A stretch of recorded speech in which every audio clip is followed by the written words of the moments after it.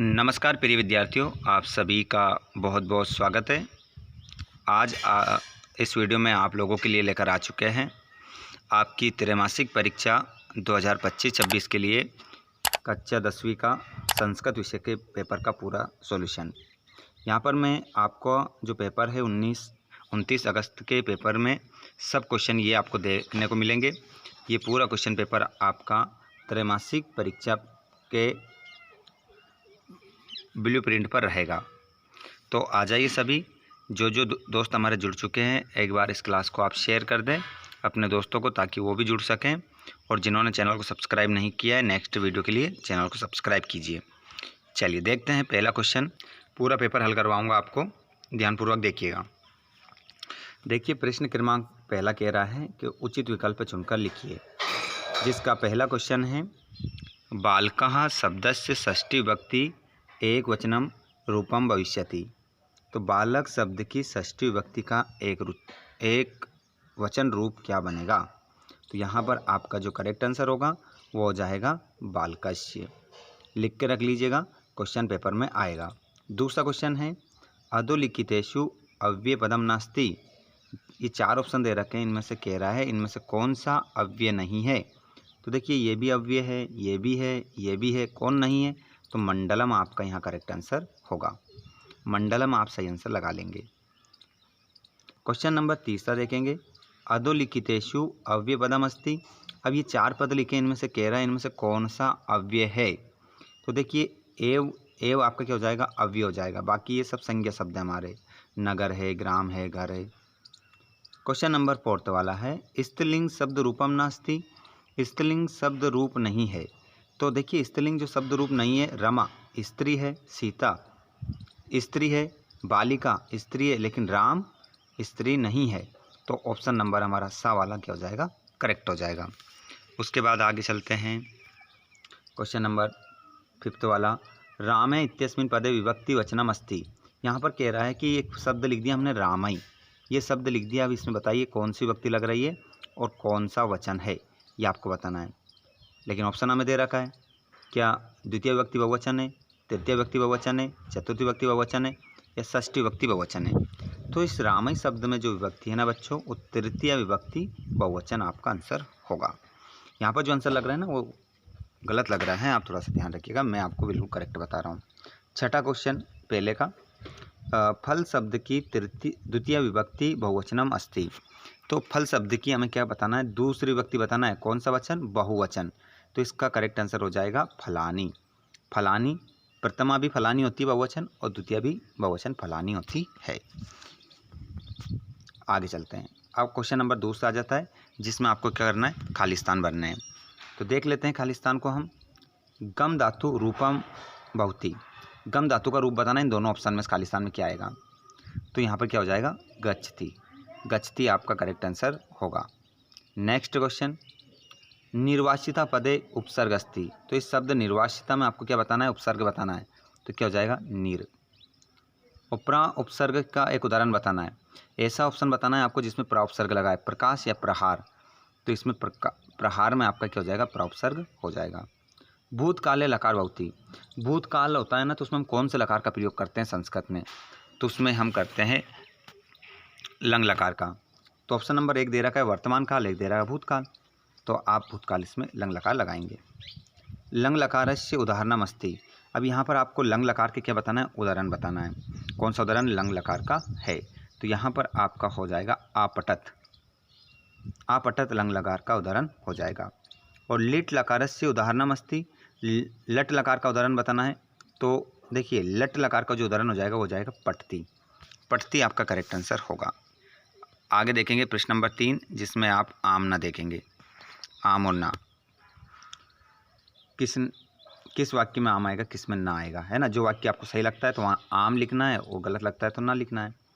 इति धन उक्त्वा संधि युक्त पदम इत्युक्त्वा भवति। तो इसका आंसर आपका पहले का आप लगाएंगे आम, बिल्कुल। इति धन उक्त्वा को हम मिलाएंगे तो इत्युक्त्वा बन जाएगा, बिल्कुल जैसे बनेगा। आगे हम देखते हैं पंचगंगम द्विगु सामस्य उदाहरणम अस्ति। पंचगंगम तो द्विगु समास का उदाहरण है। पंचगंगम जो है वो द्विगु समास का उदाहरण है। तो इसमें आप जो अपना करेक्ट आंसर लगाएंगे, इसमें आप अपना जो आंसर लगाएंगे वो क्या लगाएंगे, ना लगाएंगे। क्यों? क्योंकि अगर किसी भी नदी के नाम के आगे संख्या लग जाती है तो फिर वो अव्ययभाव समास में चला जाता है, ना कि द्विगु समास में। अगला क्वेश्चन है उपगंगम द्विगु समासस्य उदाहरणम अस्ति। तो जो यहाँ पर उपगंगम है ये आपका द्विगु समास का उदाहरण है। तो यहाँ पर आपका करेक्ट आंसर हो जाएगा ना। इसमें भी क्या रहेगा, ना रहेगा। क्यों? क्योंकि ये तो अव्ययभाव समास का उदाहरण है।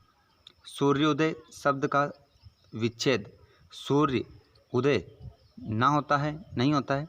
तो देखिए सूर्य धन उदय का सूर्य धन उदय ही होता है, ये कह रहा है नहीं होता है, तो इसका आंसर भी क्या होगा, ना। आगे हम चलते हैं।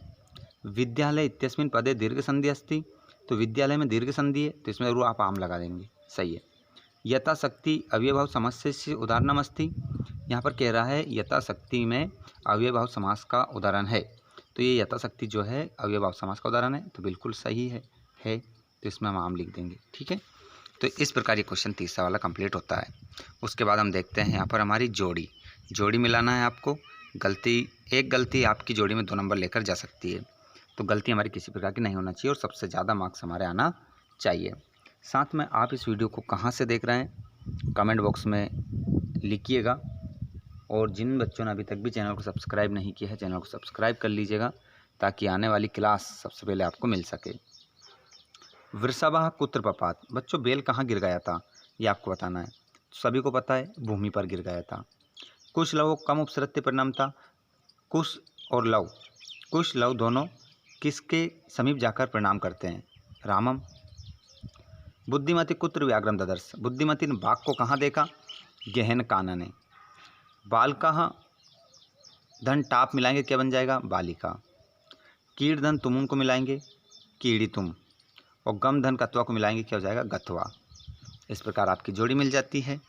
उसके बाद में हम आ जाते हैं क्वेश्चन नंबर 5 की ओर। इसका आंसर भी देख लेते हैं। पत्नी शब्द का पर्यायवाची लिखना है। तो पत्नी का पर्यायवाची जो हो जाता है वो होता है भार्या। भार्या लिख लेना पहले का। मूर्ख शब्द का विलोम बताना है। तो अगर कोई मूर्ख है तो विद्वान भी होता है, या हम उसे पंडित भी कह सकते हैं, पंडितः। संपत्तों का विलोम बताना है। तो संपत्तों का आप क्या लिख देंगे, विपत्तो। संपत्तों का क्या हो गया, विपत्तो। अति दीर्घ प्रवास पदे विशेष्य पदमस्ति। तो यहाँ पर अति दीर्घ प्रवास, इसमें विशेष्य पद बताना है। तो यहाँ पर आपका आंसर ये प्रवास ही होगा, प्रवास आंसर लगा लो इसमें। जननी तुल्य वत्सला पदे विशेषण पदमस्ति। तो यहाँ पर जननी तुल्य वत्सला में विशेषण बताना है। तो यहाँ पर विशेषण जो हो जाएगा वो जाएगा तुल्य वत्सला। आगे देखते हैं वनम शब्द का पर्यायवाची। तो वनम का हो जाएगा काननम। काननम आपका क्या होगा, आंसर हो जाएगा। कवि किमर्थम प्रकृते शरणम इच्छति। कवि किस लिए प्रकृति की शरण में जाना चाहता है, कवि किस लिए प्रकृति की शरण में जाना चाहता है। तो इसलिए जाना चाहता है। अब ये क्वेश्चन 2 नंबर में देना है। कितने नंबर में, 2 नंबर में। अत्र जीवनम दुर्गम जातम। यहाँ जीवन क्या हो गया, कठिन हो गया, इसलिए जाना चाहता है।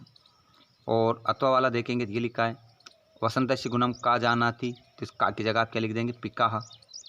इस का की जगह आप लिखेंगे पिकाहा, और आपके 2 नंबर क्या हो गए यहाँ पर, पक्के हो गए। चलिए आगे देखते हैं। अभी अथवा सहित नहीं बताऊंगा, एक आपको आंसर बता दूंगा दोनों में से।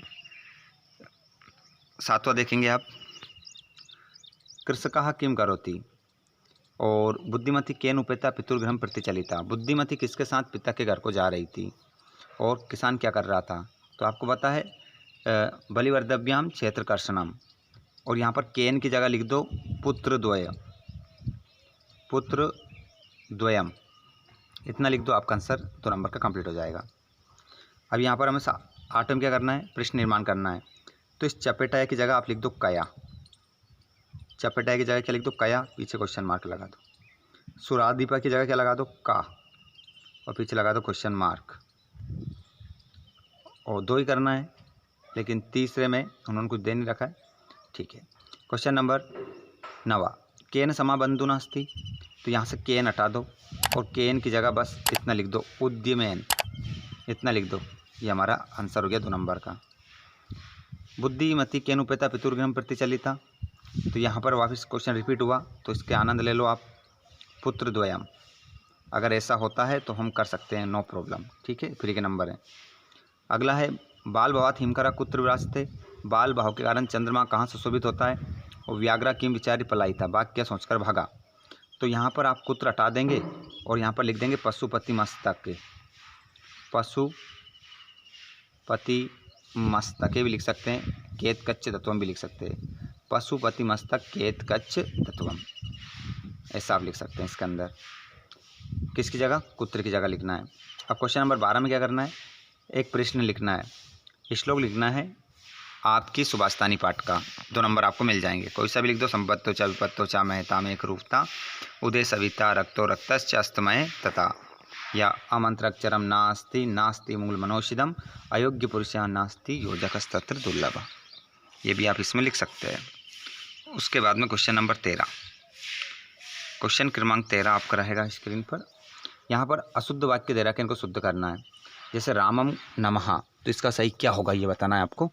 तो देखिए रामम जो लिखा है ना, इसकी जगह आपको ये लिखना है जो मैं स्क्रीन पर लिख रहा हूँ, रामाय लिख दो, बस होगा ऐसा ही, ठीक है। और यहाँ विद्यालयात लिखा ना,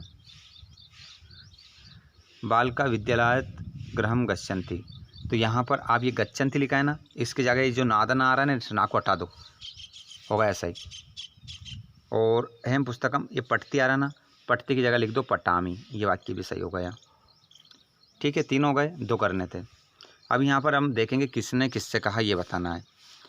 तो सा व्यवधानम न चरित्र लोपाए, बैठ जाओ सिंहासन पर, तुम्हारे चरित्र का लोप नहीं होगा, ऐसी बात कौन बोले थे, राम बोले थे। कौन बोले थे, राम। हाँ, किससे बोले थे, कुशलवो, कुशलव, ये आपको लिखना है। दूसरा देखो, जानम्य अहम तस्य नाम देयम, मैं जानता हूँ उनका नाम, कौन बोला था, कौन बोला था, लव। किससे बोला था,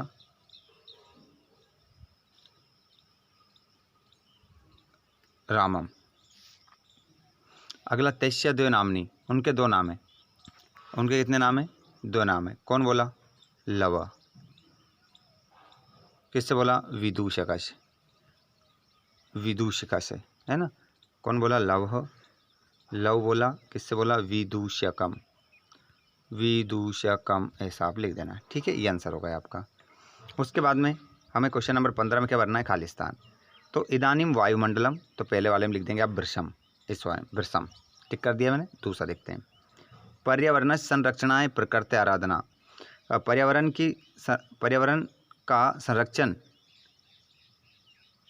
तो इसमें एव ही प्रकृति आराधना है। और इस खालिस्तान में सदा, इसमें आ जाएगा सदा, है ना, तीसरे वाले में सदा लिखेंगे आप। और गुणी गुणम जानन्ति, गुणम लिखा है, ये गुणम लिखा है, अच्छे से लिख लेंगे आप। और सेवितव्यो महाविरक्षा फलछायान समन्विता, और क्रोधो ही यहाँ पर आ जाएगा शत्रु प्रथमो नराणाम, इस प्रकार आपका ये कंप्लीट हो जाता है। उसके बाद में यहाँ पर हम क्या करेंगे, घटना को, एक 4 लाइन आई हैं, इन लाइनों को हमें क्या करना है, क्रम से जमाना है। तो इन लाइनों को आप क्रम से जमाओगे तो देखोगे सबसे पहले जो लाइन आ जाएगी वो आ जाएगी,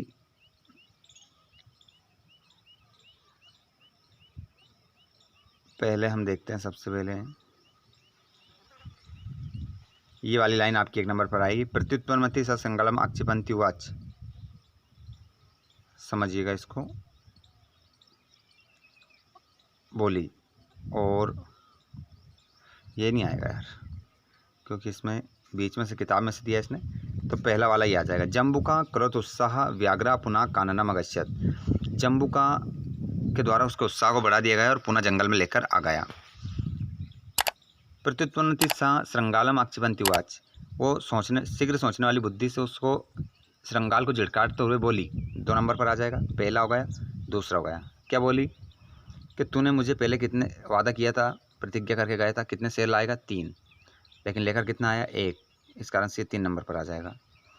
गलबद्ध श्रृंगाला का पुनः व्याघ्रा पुनः पलायिता, गले में बंधे हुए बाघ को लेकर, जम्बुका को लेकर बाघ वापस भाग गया। तो इस प्रकार आपकी लाइनें जम जाएगी, ठीक है। आगे हम चलते हैं, और यहाँ पर वाच्य परिवर्तन करना है। वाच्य परिवर्तन करना है 17 में। मया विद्यालयम गम्यते, तो इसको कर्तृवाच्य में बदलना है। तो इसका मया की जगह हो जाएगा हेम, और विद्यालयम की जगह हो जाएगा विद्यालया। हेम विद्यालया गच्छामि, गच्छामि। ठीक है, पहला कंप्लीट होता है। दूसरा देखो, बालिका फलम खादती, कर्मवाच्य में चेंज करना है। तो इसका हो जाएगा बालिकाया, फलम का फलम, बालिका फलम खाद्यते, बालिका फलम खाद्यते हो जाएगा। और मोहना पुस्तकम पठती, मोहना पुस्तकम पठती, कर्मवाच्य में चेंज करना है। तो मोहन का हो जाएगा मोहनेन, पुस्तकम का पुस्तकम रहने दो, मोहनेन पुस्तकम, पठती का हो जाएगा पठ्यते, पठ्यते। इस प्रकार आपके कर्मवाच्य में बदल जाएंगे सभी। अब यहाँ पर क्वेश्चन नंबर 18 में क्या करना है, यहाँ पर ये अपठित गद्यांश दे रखे हैं, इनको पढ़कर इसमें से उत्तर देना है। जैसे पहला क्वेश्चन देखेंगे, सा कथम बहरम उद्वहति, तो यहाँ पर आपका हो जाएगा कच्छरेन बहरम उद्वहति पहला। इतरमिम दूरम वुडुम का ना शक्यते, तो ये आंसर लिखा है, ये दूसरे का हो जाएगा। और तीसरा क्वेश्चन में पश्यति इत्यस्मिन् पदे का धातु, यहाँ धातु पूछ रहा है तीसरे में, तो इसका धातु हो जाएगी दृश्य, ये दृश्य धातु लगा देना, द्रस, द्रस, केवल द्रस, केवल द्रस धातु आप लगाएंगे। द्रस मतलब होता है देखना। कंप्लीट हो जाता है 3। अतो वाले भी आप यहाँ से ढूंढकर आंसर देख सकते हैं, इसी में से आपको देखने को मिलेगा पेपर में।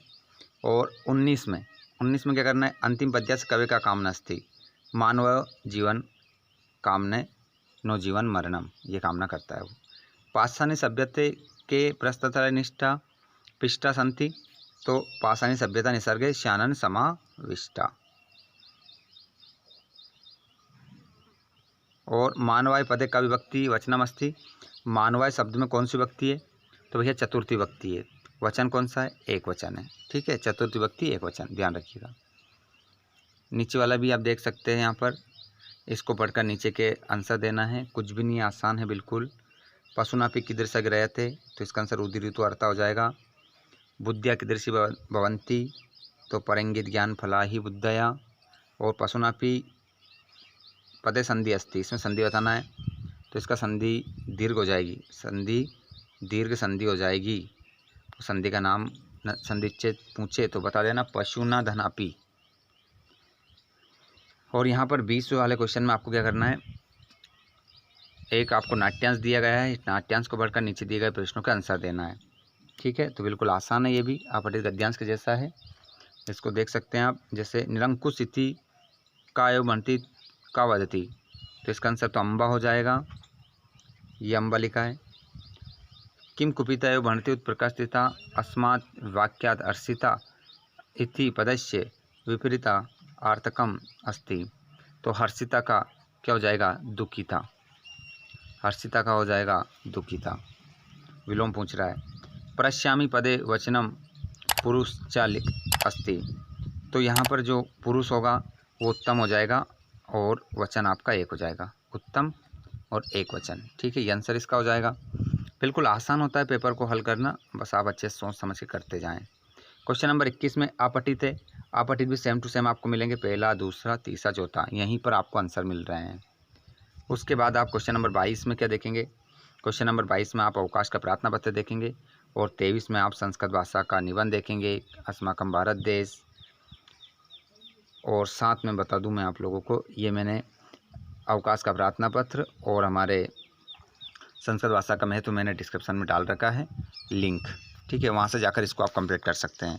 साथ ही साथ मैं आप लोगों को बताना चाहूँगा, जितने भी PDF आपको आपकी त्रैमासिक परीक्षा हो, अर्धवार्षिक परीक्षा हो, सभी PDF आपको हम हमारे टेलीग्राम व्हाट्सएप ग्रुप पर देते हैं, जिसकी लिंक डिस्क्रिप्शन में है। अगर आपको हमसे डायरेक्ट किसी भी प्रकार की बात करना हो तो आप हमें इंस्टाग्राम पर या फेसबुक पेज पर फॉलो कर सकते हैं, जिसकी लिंक हमने डिस्क्रिप्शन में दे रखी है। कोई भी क्वेश्चन है आपको तुरंत वहाँ पर रिप्लाई कर दिया जाएगा। ठीक है, और भी कोई भी प्रॉब्लम हो, कोई भी समस्या हो तो आप हमें कमेंट बॉक्स में बता सकते हैं। धन्यवाद। Thanks for watching.